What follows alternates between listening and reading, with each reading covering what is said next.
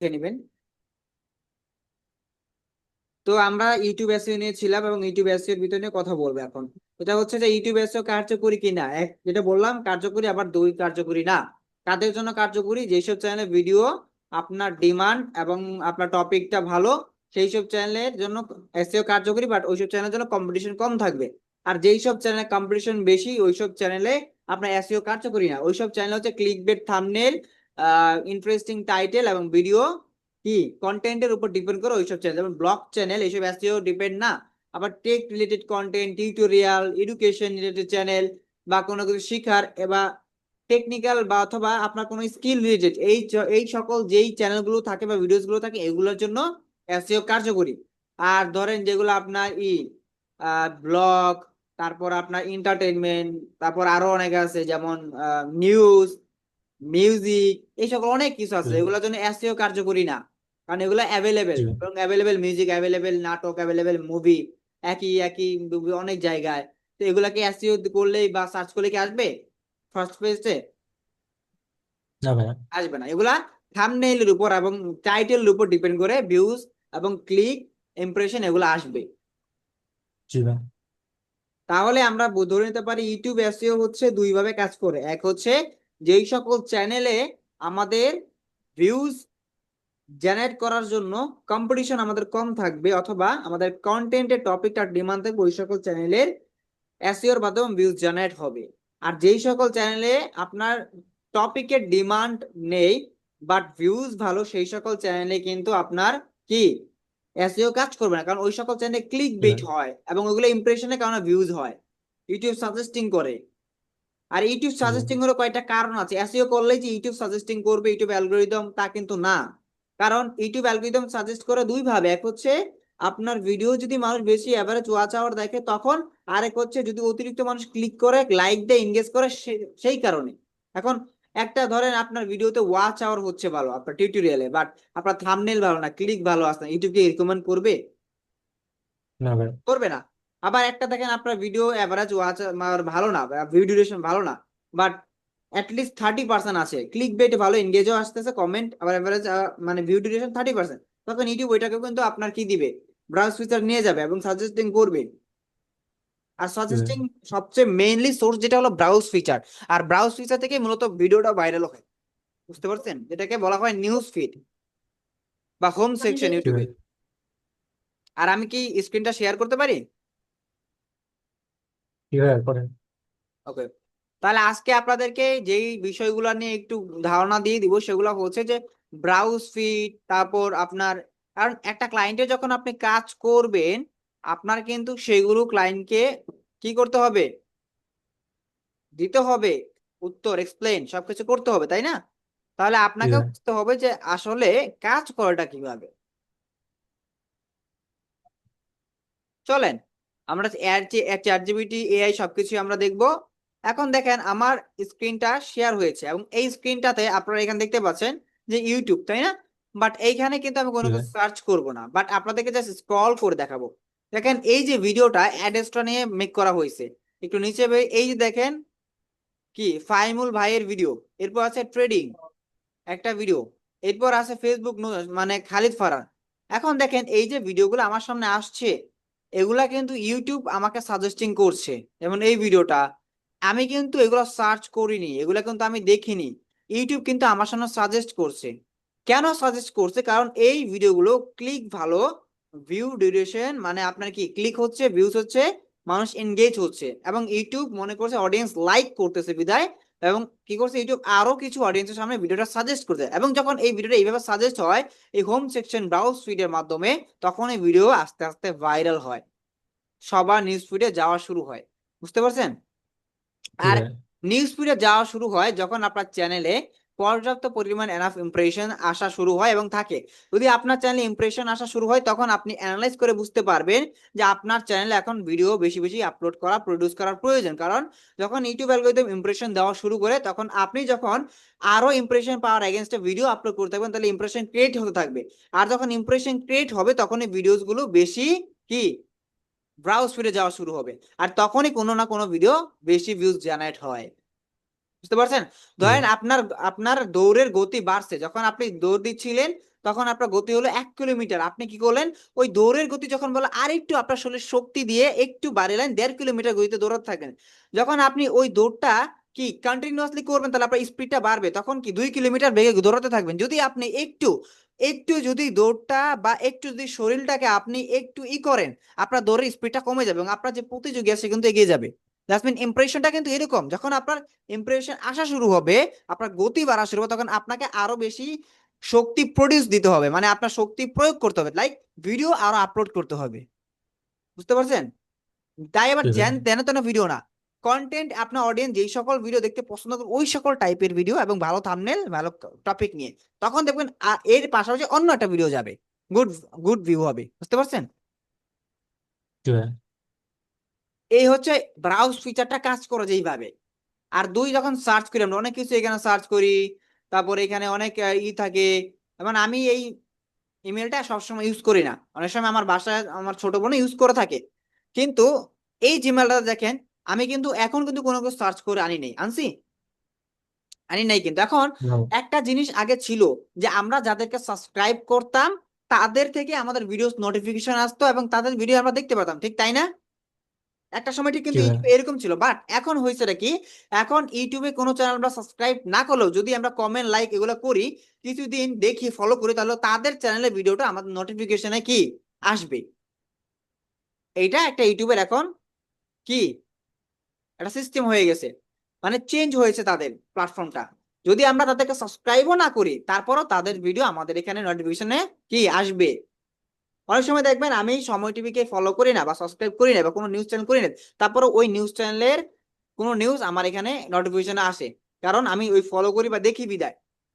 So ইউটিউবটা এখন কিন্তু update হয়ে এখন কিন্তু তারা চেঞ্জ হয়েছে, মানে ইউজার বিহেভিয়ারটা তারা চেঞ্জ করে ফেলছে। তার ইউজার বিহেভিয়ার আগের মতো রাখে নাই, লাইক ধরুন আগে ইউজার বিহেভিয়ার ছিল যে যারা সাবস্ক্রাইব করবে, মানে মডেলটা যেভাবে ছিল সাবস্ক্রাইব করবে তাদেরকেই মাত্র নোটিফিকেশন পাঠানো হবে ভিডিও। এখন ইউজার বিহেভিয়ার মডেলটা হচ্ছে যে সাবস্ক্রাইব না করলেও but say interested, say videos engage করতেছে, সে লাইক ও দ্যাটস মিন তাই সেই ভিডিও পছন্দ করে, বাট হয়তো সে সাবস্ক্রাইব করেনি কোনো কারণে, এবং সেই সকল ভিডিওগুলো কি ইউটিউব সাজেস্টিং করতেছে। বুঝতে পারছেন জি ভাই, যেভাবে ইউটিউব অ্যালগরিদম কাজ করে? এখন চলেন আমি আপনাদেরকে আরো একটু ডিটেল এক্সপ্লেনে বুঝাই, যে আসলে কি আমরা সবকিছু কি ওই যে ভিডিওকিউ স্কোর অথবা ভিডিওকিউ দিয়ে উঠাবো না, এরকম না, আমরা ভিডিওকিউর উপর না বা এর উপর না, স্কোর মানে এসইও না কিন্তু। বুঝতে পারছেন? জি স্কোর ভাই, কি, স্কোর মানে কি এসইও বলেন তো? না ভাই, যদি আমরা কিন্তু ইউটিউবটাকে ওইভাবে শেখার বা ওইভাবে আমরা কিন্তু এতটা দেই না, কারণ আমাদের প্রয়োজন নাই, কারণ ইউটিউবটা কিন্তু এত আহামরি না, এবং এটা সহজ একটা জিনিস। বাট এখানে আপনি যে কাজটা করবেন, আপনি অর্গানিকলি কাজ করেন, সার্ভিস প্রোভাইড করবেন ক্লায়েন্টকে, এবং এইখান থেকে আপনি অ্যালগরিদমটাকে বোঝার চেষ্টা করবেন এবং কিভাবে ইউটিউবটা আসলে বেসিক্যালি কাজ করে। আমি যদি ধরেন এখন জেমিনিতে যাই এবং জেমিনিকেই আমি বলি how does YouTube algorithm work, তাহলে আপনারা বুঝতে পারবেন যে আসলে ইউটিউব অ্যালগরিদম কিভাবে কাজ করে। কারণ যেহেতু জেমিনি হচ্ছে গুগলের একটা প্ল্যাটফর্ম, তাই না? আর জি জেমিনি ভাই, বেটার বেটার জানবে, যেহেতু জেমিনি নিজস্ব গুগলেরই প্ল্যাটফর্ম। তো আমি যদি জেমিনিকে জিজ্ঞেস করি এখন হাউ ডাজ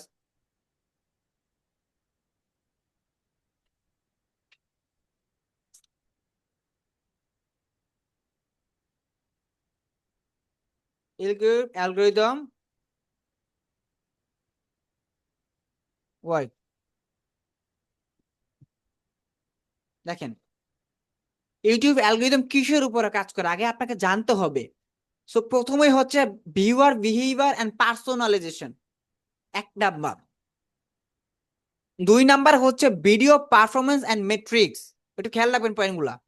প্রথমে হচ্ছে যে viewer behaviour and personalisation, video performance and metrics, এরপর হচ্ছে content metadata and relevance,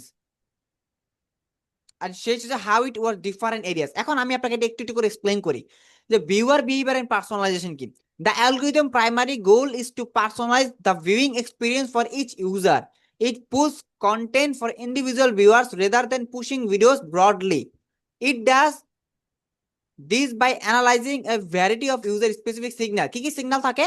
watch history, search history, engagement, যেটাকে আমি বললাম আপনাকে, ওয়াচ তারপর এনগেজমেন্ট, তারপর রয়েছে not interested and don't recommend channel, feedback, satisfaction service. So এই যে কাজগুলো হয় এইগুলোর উপরই কিন্তু আপনার একটা ইউটিউব চ্যানেলের অ্যালগরিদম কাজ হয়, মানে অ্যালগরিদম, ইউটিউবের অ্যালগরিদম কাজ হয় একটা চ্যানেলে ভিডিও যেভাবে ভিউজ জেনারেট করে, ঠিক আছে। এরপর হচ্ছে যে ভিডিও পারফরমেন্স মেট্রিক, ভিডিওর পারফরমেন্সের উপর ডিপেন্ড করে হয়। For a video to be recommended it needs to perform well with an audience. The algorithm analyzes several metrics to determine a video quality and value. মানে ভিডিওর কোয়ালিটি এবং ভ্যালুটা depend করে, মানে ডিমান্ড ডিপেন্ড করে কিন্তু আপনার ভিডিওটা কি হবে, আপনার ভিডিওটা ওইভাবে কি হবে, অডিয়েন্সের কাছে সাজেস্ট হবে। সো এইখানেও আছে watch time, audience retention, click through, মানে ক্লিক থ্রু রেট, যেটা হলো সিটিআর, আবার ভিউয়ার এনগেজমেন্ট, এই সকল বিষয়ের উপর ডিপেন্ড করে কিন্তু আপনার ভিডিও সাজেস্টিং হবে। এটাকে বুঝতে পারতেছেন আপনারা একটু একটু? জি ভাই। এটা কিন্তু আমার কথা না, এটা কিন্তু তাদেরই প্ল্যাটফর্মের কথা। হ্যাঁ, এরপর হচ্ছে জি ভাই। Content metadata and relevance. YouTube algorithm doesn't watch the video itself. আপনি জানেন ইউটিউব একটা রোবট, এটা কি একটা রোবট না? এটা কি রোবোটিক সিস্টেম না? ইউটিউব কি মানুষ ম্যানেজ করে? না কিছু ভাই। কিছু ক্ষেত্রে মানুষ কাজ করে, ডেভেলপমেন্টের কাজ, বাট টোটালি ইউটিউব একটা রোবোটিক সিস্টেমের ভিতর চলে, তাই না? রোবটটা জি সেট ভাই। করা এবং রোবটটা দ্বারা ট্রেন করায়, ডেভেলপার যারা রয়েছে তারা রোবটটাকে ট্রেন করে, আপডেট করে এবং শিখায়। সো এই যে তারা বলতেছে যে YouTube algorithm doesn't watch the video itself, YouTube algorithm নিজে ভিডিও দেখে না, but it uses metadata to understand what video is about and to whom it should be shown। মানে ইউটিউব অ্যালগরিদম নিজে ভিডিও দেখে না, বাট সে জানে metadata understanding the video কাকে দেখানো উচিত। বুঝতে পারছেন? তার মানে কি আপনি বুঝতে পারলেন যে ইউটিউব অ্যালগরিদম কখনো কারো ভিডিও দেখে না, বাট সেটার মেটাডাটা এবং সেটার যে অ্যানালাইস আছে, impression, reach, click through rate, viewer retention, watch average duration, এগুলো সবকিছু বুঝে এসছে, তারপর আইডেন্টিফাই করে কাকে দেখানো উচিত। ওকে, সো এখানে সে কিভাবে ডিফাইন করে, কিওয়ার্ডস এর মাধ্যমে, দুই ভিডিও অ্যাজ, বুঝতে পারছেন, এই দুইটার মাধ্যমে সে মেটাডাটা এবং রিলেভেন্সি টার্গেট করে। দ্যাটস মিন আপনাদের যদি ভিডিও যদি ছাড়েন তাহলে ভিডিওর নিচে কিওয়ার্ড দিতে হবে অবশ্যই, আর আপনার ডেসক্রিপশনে কিওয়ার্ড রাখতে হবে। এবার বুঝতে পারছেন জি ভাই। যে এসইওটা কিভাবে হওয়া উচিত? আপনি যদি এইভাবে ক্লায়েন্টকে প্রেজেন্টেশন করেন, এইভাবে ক্লায়েন্টকে দেন, তাহলে কিন্তু ক্লায়েন্টও কিন্তু বুঝবে, বুঝবে কিনা? জি ভাই। একটু এক্সট্রা ভাবে বুঝাবেন ক্লায়েন্টকে, তাহলে ক্লায়েন্ট আপনার কাজ দিবে। এরপর হচ্ছে how it works in different areas. Home page দেখেন কিভাবে সেটা কাজ করে। আমি এটাকে দেখালাম যে হোম পেজ, এই হোম পেজটা, এই হোম পেজ। এরপর হচ্ছে আপনার সাজেস্টেড ভিডিওস, এইটা, এই যে যেমন সাজেস্টিং ফিচার, মানে অনেক অনেক ভিডিও শেষে সাজেস্টিং হয়, তাই না? হয় না? বা ভিডিওর নিচে দিয়ে, তারপর হচ্ছে সার্চ রেজাল্টে, ইউটিউব শর্টসে যায়। সো এইরকম প্ল্যাটফর্মে বিভিন্ন এরিয়াতে ইউটিউব সাজেস্টিং করে।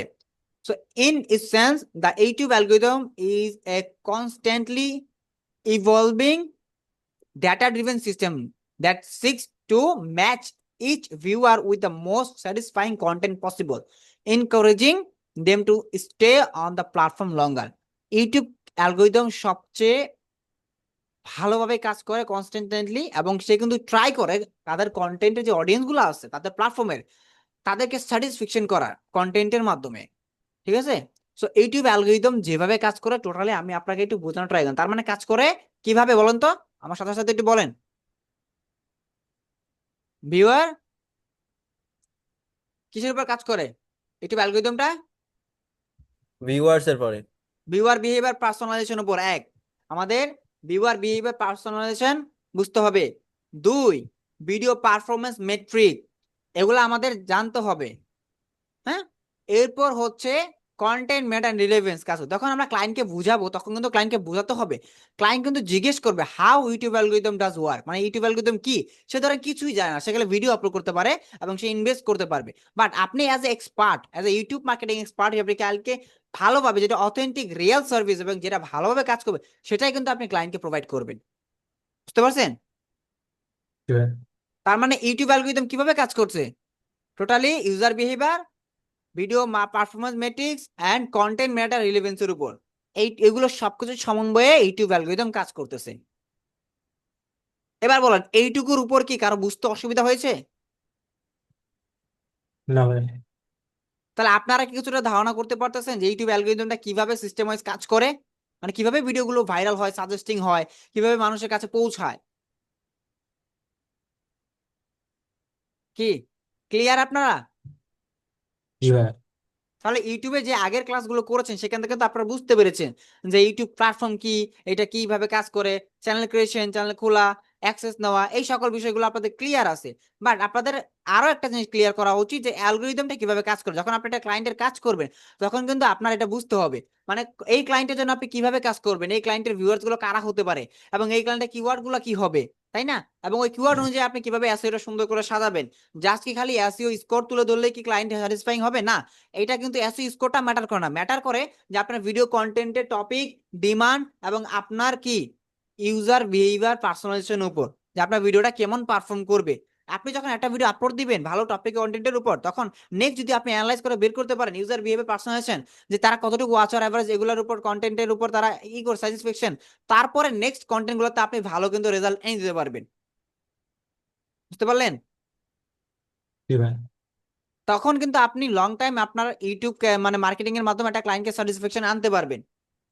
আর অনেক সময় যদি অনেক ক্লায়েন্ট আপনাকে বলে যে গুগল এডস করতে হবে, সেটা বিজনেস পারপাসের জন্য, অনেক সময় গুগল এডস করতে হয়, গুগলের ইউটিউব ভিডিও অ্যাড যেটাকে বলা হয়, গুগল অ্যাডওয়ার্ডের মাধ্যমে করা হয়ে থাকে, সেটা কিন্তু অনেক ক্লায়েন্টের বিজনেস পারপাস করে থাকে।